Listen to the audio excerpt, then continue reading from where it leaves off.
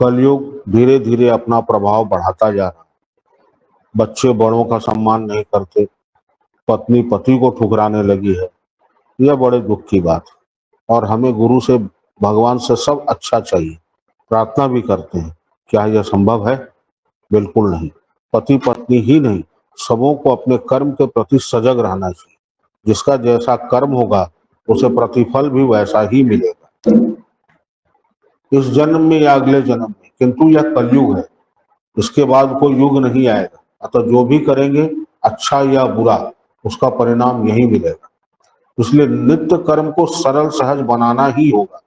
जब तक भगवान गुरु अच्छे नहीं रहेंगे, तब तक सब खराब अनुपयुक्त ही रहेगा। ऐसा नहीं कि हम सब बुरे हैं, इस दुनिया में अच्छे लोग भी हैं, इसलिए यह संसार चल रहा है। भगवान को मैंने देखा नहीं। माता पिता, गुरु, पृथ्वी, अग्नि, वायु, जल, इनको जो देवता मानता है, उनके घर में आज भी सतयुग का वास है। गुरु प्रदत्त साधन नित्य करे, पवित्रता से भोजन बनाकर अर्पण करे। यदि घर में बुजुर्ग हैं, उनकी सेवा गुरु सेवा समझकर करे। ऐसा करने से लक्ष्मी प्रसन्न होगी। गीता रामायण का नित्य थोड़ा पाठ करे। इतना करने मात्र से वातावरण बदलने लगेगा। सबसे बड़ी बात, बच्चों को भी संस्कार में असर होगा। प्रेम में जादू है, यह किसी को भी अपना बना सकता है। अच्छे काम, विचार का आरंभ घर से ही होना चाहिए। संभव है आपका विरोध भी हो, पर आप अपना काम करते रहिए। एक दिन वे भी आपके प्रशंसक बनेंगे। सरल बने, सब अच्छे मिलेंगे। कोई करके देखिए, प्रेम के पुजारी बने। एक बंगाल के राजा और मथुरा के राजा ने वृंदावन में मंदिर बनवाया। रंग जी का मंदिर और रंग मंदिर, दोनों के बीच में थोड़ी सी जगह खाली थी। इस स्थान को लेकर दोनों में मनमुटाव हो गया। स्थिति अदालत तक पहुंच गई। बंगाल के राजा अपने गुरु के पास गए और कहा, मुझे भगवान के दर्शन नहीं होते, मुझे युक्ति बताएं। इतना सुनते ही गुरु जी क्रोधित हो गए। कहा, मुकदमा कर दिया और भक्ति चाहते, यह कदापि संभव नहीं। जाओ उस राजा से जाकर भिक्षा मांगो। राजा गए, भिक्षा मांगा। मथुरा के राजा ने मेवा फल और मिठाई दिया और कहा, आपने मुझे खरीद दिया। और यही समस्या का समाधान है। प्रेम अमूल्य है, इसे बनाए रखने के लिए साधन करें, प्रेम बांटे। यही मेरा विनम्र निवेदन है। आप सबका मंगल हो, सभी साधन मुखी बने, अहंकार शून्य बने और बच्चों को उत्साहित करें। यही कामना करती हूँ। जय गुरु। वाह, छोटा छोटा चीज है।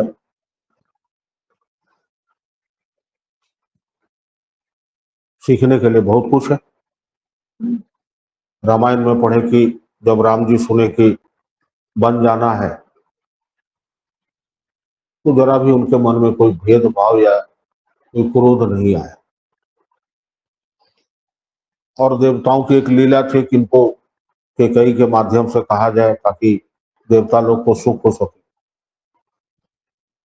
तो मेरा यह मानना है, थे तो राजपुत्र, एक गिलास पानी भी लेने की आवश्यकता नहीं, करने के लिए सब कुछ तैयार था।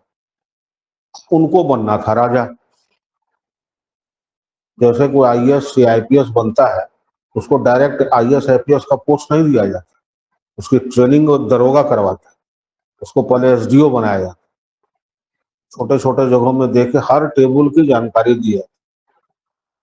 तो श्री राम जी को भी ये नॉलेज देना था कि कल के समय में यदि वन की स्थिति जानी हो, तो वन तो हम देखे नहीं है, तो स्वांग रचे, बन गए। बन गए मतलब रूलर पोस्टिंग हुआ, वहां की गंदगी को साफ कर, ताकि आने वाले समय में जब शासन करे तो कोई दुर्योधन वहां बचे ही नहीं।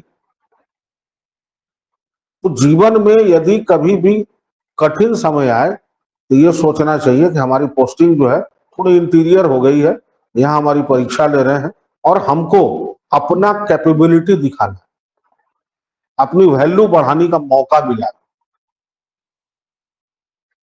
हम अपनी वैल्यू बढ़ाएं, तो आने वाले समय में हमारा ग्राफ अपने आप ऊपर चला जाएगा, प्रॉब्लम से लड़ने की ताकत मिलेगी।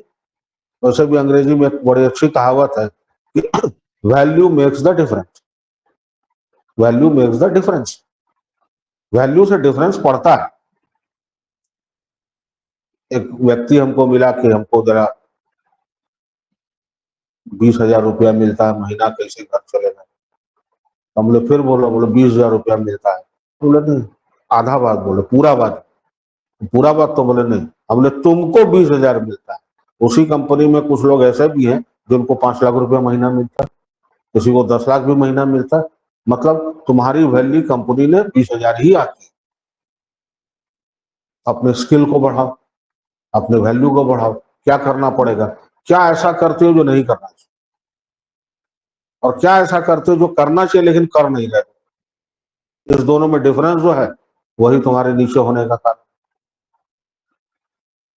तो जीवन की कठिनाई है, जीवन में जो दुख का समय आता है, वो आपको आगे ले जाने के लिए ही आता है। फिजिक्स का नियम है, जितना झूला पीछे जाएगा उतना ही आगे जाएगा। Till then you have to keep patience. एक बहुत बड़ा फैशन डिजाइनर है, वो एक साड़ी बेचता है तो 5 लाख का बेचता है। क्यों बेचता है? ब्रांड वैल्यू है उसका, उसने अपनी वैल्यू बनाई है। हम अपनी वैल्यू कहाँ गवा रहे हैं? इसका बात उससे, उसका बात उससे, उसका शिकायत, उसका शिकायत। तो दिमाग तो मेरा डाइवर्ट है, पॉजिटिव चीजें मिलेंगी कैसे? एक जावेद हबीब है, कैंची से काटता, उसका कैंची क्या बृहस्पति ग्रह से थोड़े आया है। 11,000 रुपया लेता है 5 मिनट का। बुकिंग कराइए, साल साल भर की बुकिंग नहीं मिलेगी। उसने अपने स्किल को इतना बेहतर बनाया है कि उसकी वैल्यू बढ़ गई, और आज वो अपने वैल्यू की कीमत का। हम लोग क्या कर, हम लोग अपने साधन में क्या कर, आज करेंगे, 2 दिन हुआ, फिर नहीं हुआ, फिर सुन लिया, कभी कुछ किया, कभी कुछ किया, कभी सुबह का, मतलब रूटीन गड़बड़। हम लोग अपनी वैल्यू कब बढ़े? कबीर जी कहते हैं कि आज करे सो काल कर, काल करे सो आज करे सो अब, पर में प्रलय होएगा बहुरी करेगा कब। तो मूल बात तो यह है कि जिस काम को करने का निर्णय किए हैं, या तो उसका रिजल्ट पॉजिटिव होगा, या हम फेल कर जाएंगे। यदि फेल कर जाएंगे तो हम हारेंगे नहीं, या तो जीतेंगे या सीखेंगे। मन में अगर आ गया कि हमको किसी को देना है, दे दीजिए, बाकी मालिक के ऊपर छोड़। अब देखे तो देखिए आपको कैसे आता है। आ इसलिए नहीं रहा है कि आपने देना शुरू नहीं किया। जिस दिन देना शुरू कीजिएगा, आपके पास आना शुरू। और ये मेरा परखी हुई चीज है, टेस्टेड है।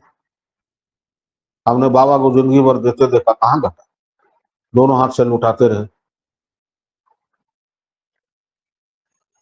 कहने का मतलब है कि हम लोगों को यह समझना होगा कि हमको जीवन में चाहिए क्या। और जब किसी लक्ष्य के प्रति हम चलते हैं तो उसमें प्रॉब्लम नहीं आए, ये हो नहीं सकता। प्रॉब्लम आएगा, और वही प्रॉब्लम आपका एग्जाम है। उस प्रॉब्लम से जो निकल गया, विजेता हो गया।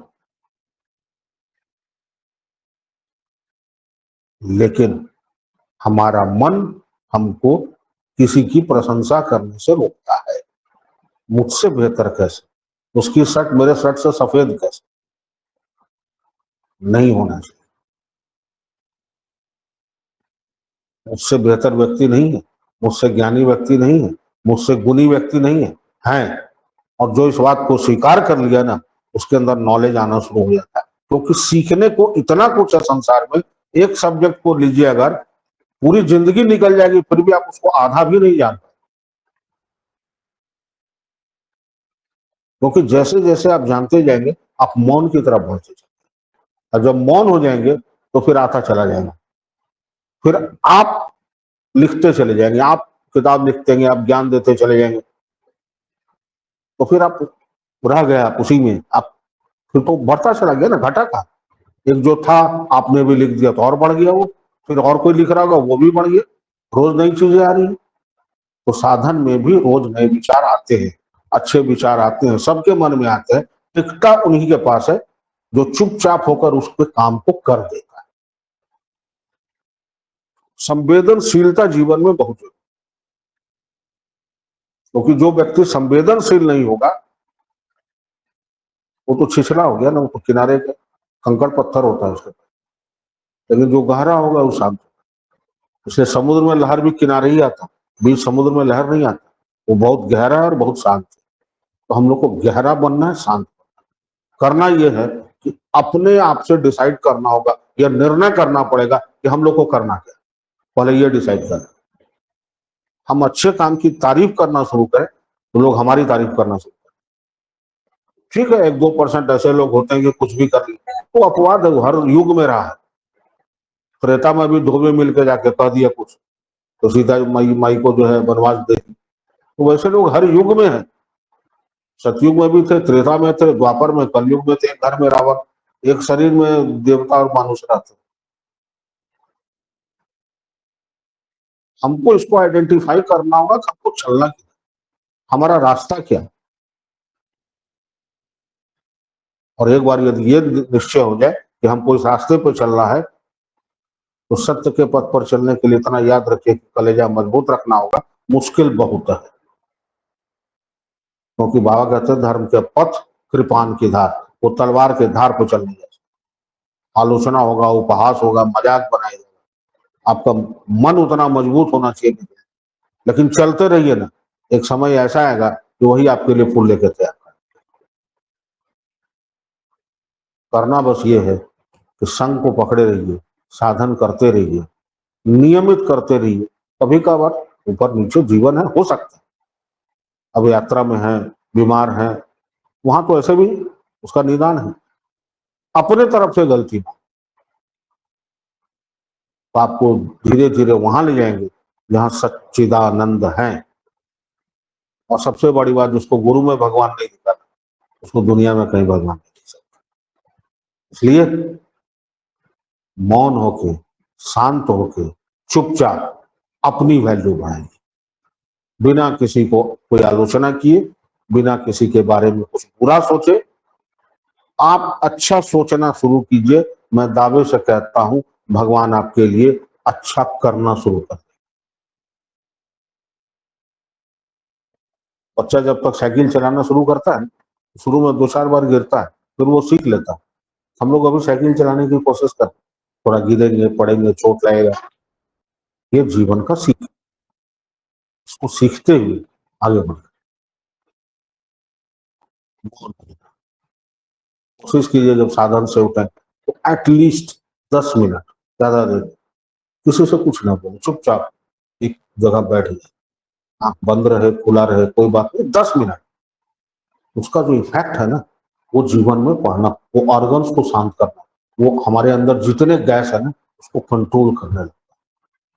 हम मन से भी स्वस्थ हो जाते हैं, हम तन से भी स्वस्थ हो जाते हैं। रही बात जीवन का, तो प्रारब्ध और मृत्यु, दो को तो भगवान भी नहीं टाल सकते।